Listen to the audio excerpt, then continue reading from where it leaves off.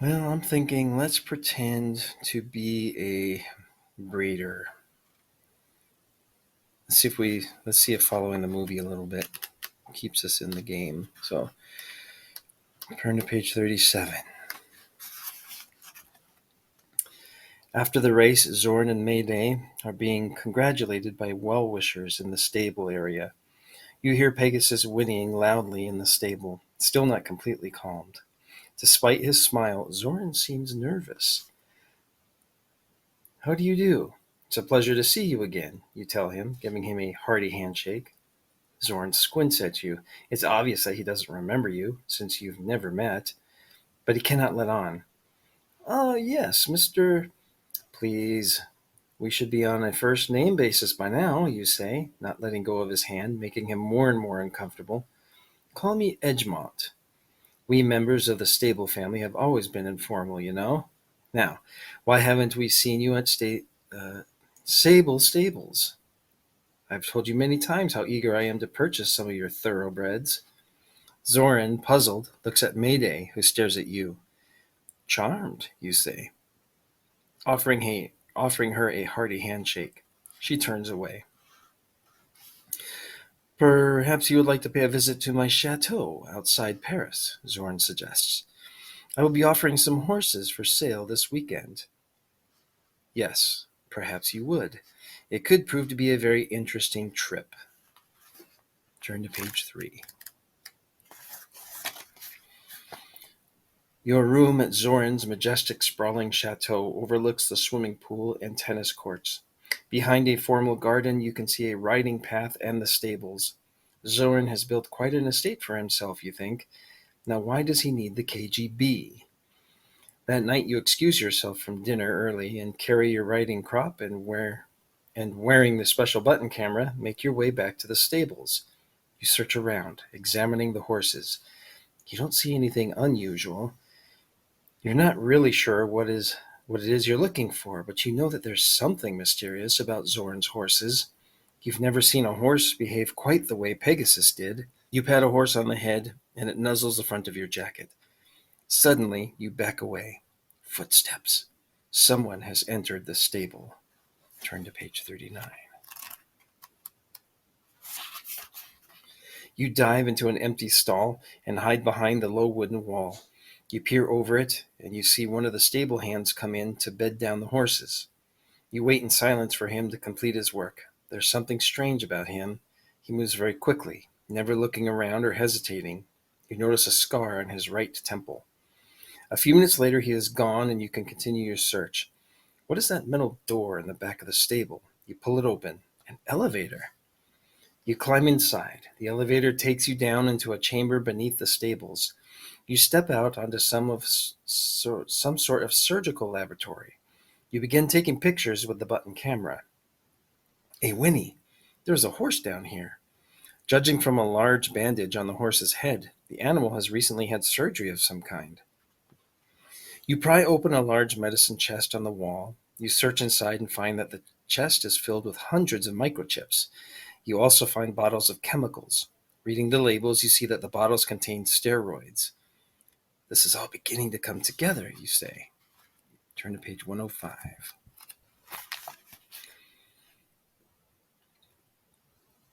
In this dark, underground chamber beneath Zorn's stables, you begin to put together the pieces of the puzzle.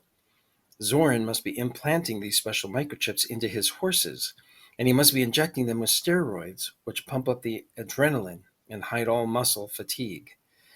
During the race, Zoran must activate the chip, probably with some kind of remote control device.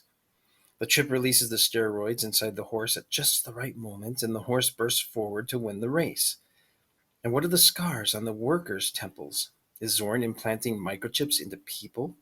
Can he control people as well as horses by remote control? I believe I have some interesting tidbits for M, you tell yourself. You remove your standard issue uh, micro radio phone from your jacket pocket. Should you contact M immediately with what you have discovered, or would it be safer to get back to your room and radio phone M from there? It's your decision. Mm, if we do it right away, no, let's not do it right away. We might. alarm somebody. Let's try 59. Go back to the room first.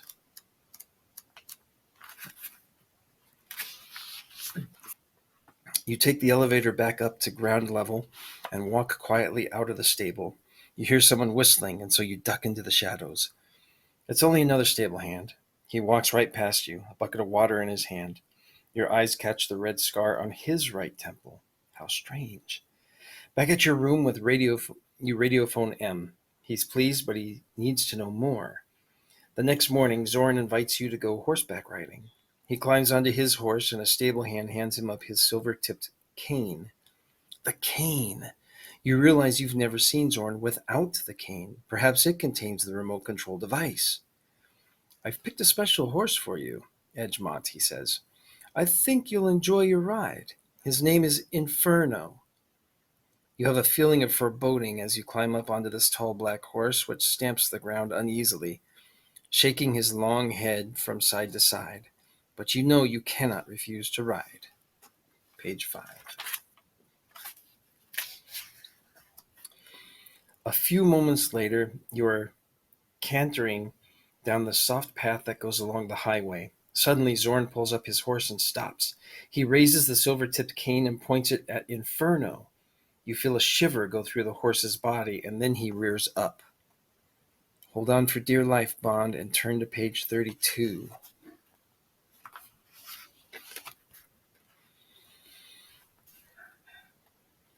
You hold on to the reins as the horse wriggles and kicks, tosses his head back, then stamps the ground, leaning forward until you almost slide down his mane. Behind you, Zoran laughs loudly. I recognized you immediately, Bond, he yells gleefully, enjoying your desperate attempt to stay in the saddle. Nothing will give me greater pleasure than watching my horse trample one of England's finest secret agents. Ha ha. You decide you do not care for Zoran's sense of humor. You take the riding crop flare and toss it back. It explodes in front of his horse. The horse rears up, and now Zoran is holding on for dear life. You see a car coming down the highway. Perhaps you can flag it down and escape. Or should you try to stay on the horse and deal with Zoran? You have only seconds to decide. So do we flag down the car?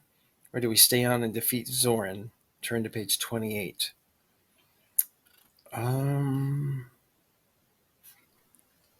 Maybe let's try the car. Go back to page 6. You leap off Inferno and hit the ground hard. You roll onto your knees, struggling to get up, stumbling to the highway. You wave your arms frantically as the red sports car roars near, but the car doesn't slow down. In fact, the car speeds up. Is the driver trying to run you down? Turn to page 18. The car is nearly on top of you now. You can see the driver. It's Mayday. Oh, I had a feeling that was going to happen. And she's not going to stop. But as the car zooms past, you're able to grab hold of the sunroof on the top. You pull yourself up onto the back of the car as Mayday spins and swerves, trying to knock you off. She obviously doesn't believe in picking up hitchhikers. You've had enough wild rides for one day. You drop down through the sunroof and take the seat beside her. Thanks for the lift, you say nonchalantly. Turn to page 111. Anytime you got to go towards the end of the back, it's usually the book is not good. Mayday doesn't smile, but she doesn't try to shove you out of the car either. Something in her eyes shows defeat. She isn't going to fight you. I know who you are, she says, her sad eyes on the road. We've been on different sides up till now, but now maybe it's different. What do you mean, you ask? Which side is Zoran on? He's on his own side. He's loyal to no one but himself, she says with disgust. That's why I had to leave him. Mayday is about to give you the missing pieces to the Zoran puzzle. Turn to page 67. Oh, turn of events. Zoran is crazy, Mayday tells you, hatred blazing across her face. He betrayed the KGB and he betrayed me. Now I'm going to betray him. What's he up to? He asks. Surely the KGB isn't all that interested in racehorses. Racehorses have nothing to do with it, she replies, pushing her foot down harder on the accelerator, checking the rearview mirror to see if you're being followed. Putting microchips in the horses was just the first step. For months, Zoran has been putting the chips into people. He fills these men with steroids. The chip releases the steroids, and he activates the chips with his cane. His microchipped men are 5 times as strong as normal men. They're Zoran's slaves. He's building a huge army of these monsters. Mayday stares ahead at the road. I'm getting as far away as I can from this madman. If you want, you can come with me. You look into Mayday's eyes. A lot of her bizarre story does make sense, but can you trust her? If you think Mayday's on the level, turn to page 99. If you don't trust her, turn to page 102. I want to trust her. Let's see if we can trust her. Page 99. You decide to believe Mayday's story. From the way she presses her foot down harder on the accelerator, you can see that she is eager to get as far away from Zoran as she can. What is Zoran really after? The love and respect of his workers, you ask? She laughs. Very funny, Bond. But this isn't a laughing matter. Zoran is after control of the world. Oh, that old thing, you say, still studying her eyes. There's going to be a very glamorous horse race in St. Ambrose, she tells you, ignoring your stare. Heads of state from all over Europe and the Sheik of Catan, the one with the billions of dollars in oil, they're all going to attend this race. And Zoran will be there with his microchipped horse, you ask? Yes, the horse will be there, but believe me, Bond, Zoran doesn't care anything about who wins the race. What does she mean? Turn to page 88. Mayday continues her story. Zoran is going to have his microchipped men disguised as spectators and photographers all over the stands at the racetrack, ready to spring to action when he activates his cane. And the horse? Zoran will cause the horse to go wild and throw the jockey. That will create a diversion. Then he will signal his super soldiers to attack the VIP box and kidnap the Sheik and other leaders. Zoran will demand billions in ransom for their return. Good plot, you say, but every good plot has a few twists along the way, and maybe even a surprise ending. What do you plan to do? She asks. Visit St. Ambrose, you say. I'm sure something will occur to me when I get there. Just drive me to the airport, mon chéri. So now we're going to go to page 43.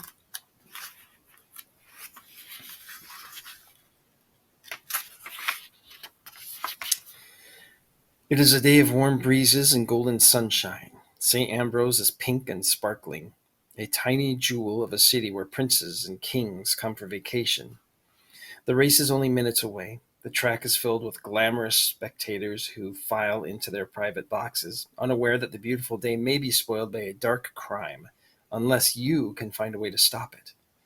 Behind the stable area, you meet Kimberly Jones, a beautiful young secret agent who seems just as confused as you about how to proceed. I checked out the VIP box, she tells you, nervously tugging at her long blonde hair. The Sheik is there. Every head of a European nation is there. And the security consists of about 10 men who seem to be more interested in the race than their jobs. I checked out Zoran's private box, you tell her.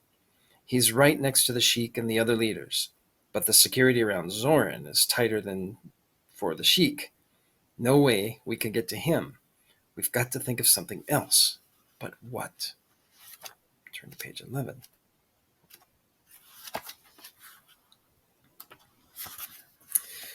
You watch as the trainer leads Zoran's horse, Pegasus, out of the stable and toward the starting gate. The jockey seems to be delayed for some reason. You can see him getting dressed in the tack room. James, I brought robes for you. A caftan, just like the members of the Sheik's party are wearing, Kimberly says. Maybe you could infiltrate his box and protect him with the other leaders from there. Not a bad idea. You know, you should be a secret agent, you tell her. It gets a laugh and breaks the grim seriousness of your mood. Maybe I should go for a horseback ride instead, you suggest, holding the exploding riding crop tightly in your hand. If I take the jockey's place, I can stop Zoran's diversion from taking place and maybe stop his whole plot. Which plan do you choose to try? Oh, so do we put on the outfit and try to get into the Sheik's box, or do we try to take the jockey's place? Maybe let's try to take the jockey's place first. Let's try that one.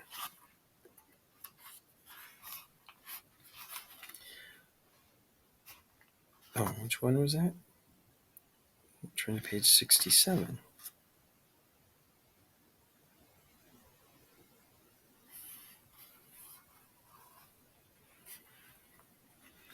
Oh, is this a typo? Try to take the jockey's place and foil Zorn's plans. Turn to page 67. Or we put on the outfit and go to 72, but when we go to 67, I don't know. Well, maybe 67. It looks like it might be 68. So let's try 68 instead. The two of you run into the tack room where the jockey is pulling on his boots. He looks up angrily as you enter. Get out of here. You're not allowed, he screams. We'd like to go for a horseback ride, you say, hitting him over the head with a broom handle you picked up in the doorway to the stall. He falls to the floor. You pull off his boots and begin to remove his racing costume. It's going to be a squeeze, you tell Kimberly, looking at the tiny costume. The clothes will fit me better, Kimberly says, pulling the boots away from you.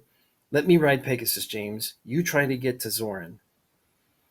You're not sure you like this idea. It's going to take a strong person to stay on top of Pegasus once Zoran starts flooding the horse with steroids. But maybe you can get to Zoran first. You have no time to debate. You've got to decide immediately who will ride Pegasus. If Kimberly's going to do it, turn to page 9. If you turn to page 14. Oh, maybe we should let her do it. Let's go to page 9.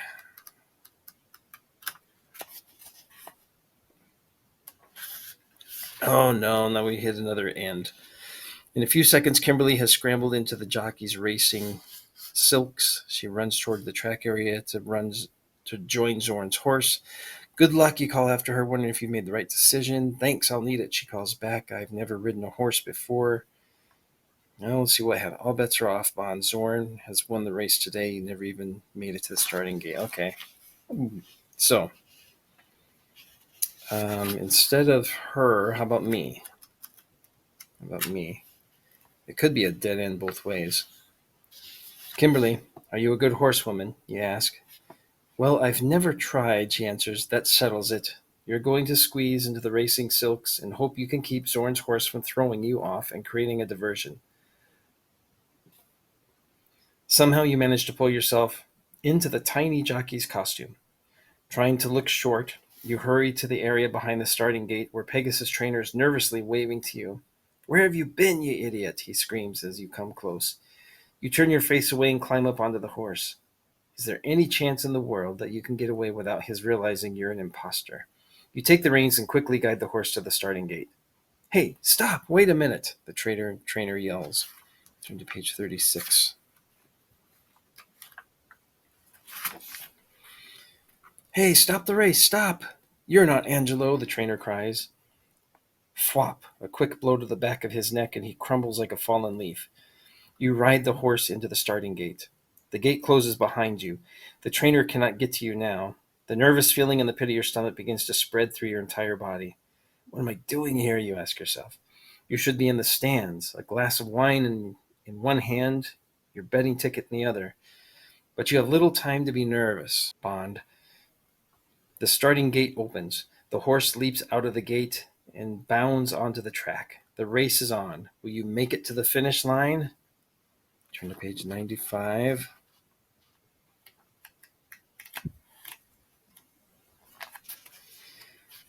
The noise of the horse's hooves is deafening. It never sounded this loud in the stands.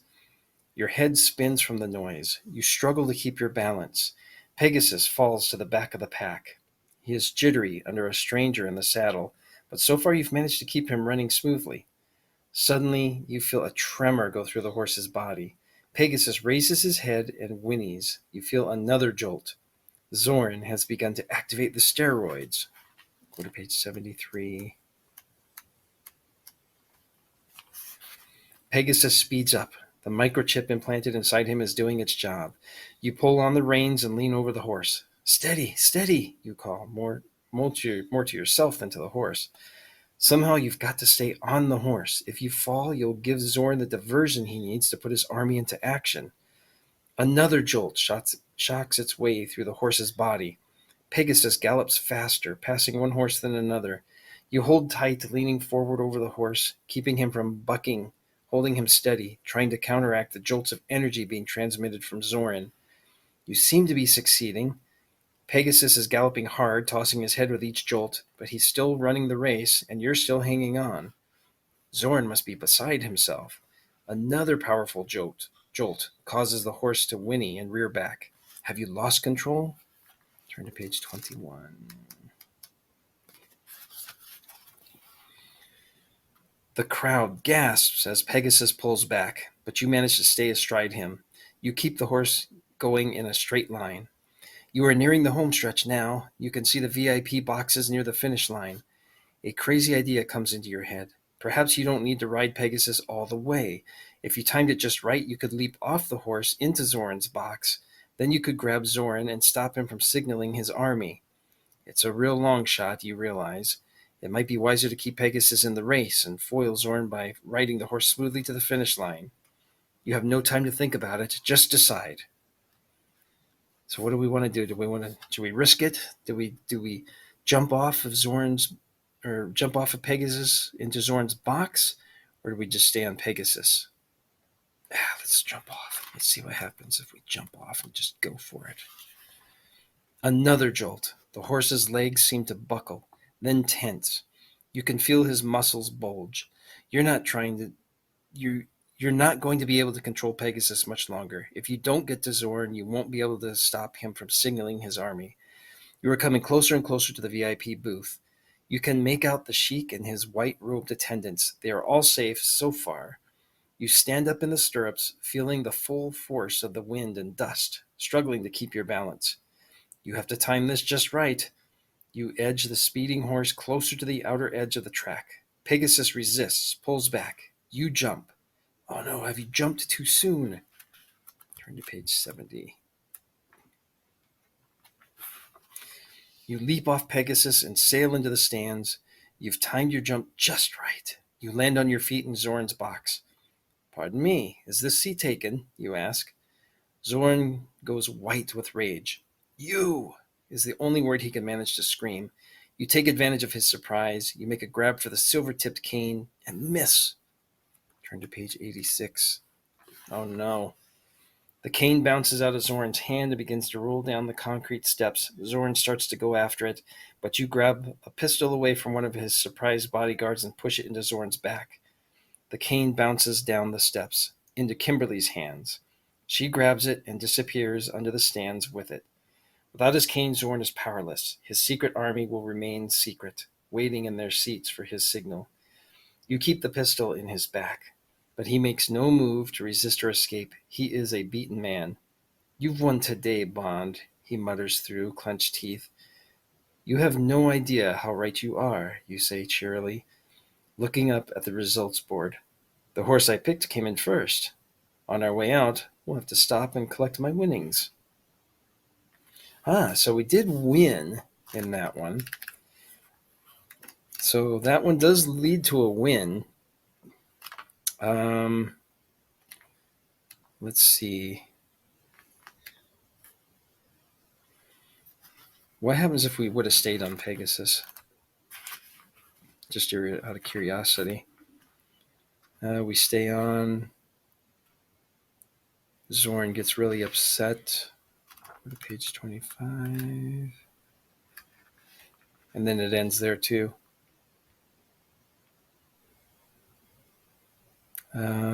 Zoran, oh my goodness. Screams of the crowd drown out the thunder of hoofbeats as Zoran is trampled to death by the two lead horses. Zoran's plot dies with him.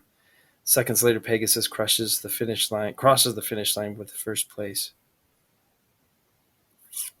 So you kind of win either way on that one. But there's part of the adventure we missed, because look at this. I mean, like, here's a picture of Bond not getting, he looks like they're going to like microchip him. There were some other pictures in here like this. Yes, we got a flying car. So this must be what happens if we would have went if we went to France instead of going to the horse race. But we will leave the story there this time. And so that was fun. We went through James Bond in Win, Place, or Die. and we did work our way to a win. Till then, till the next time, take care. We'll see you later. Bye bye.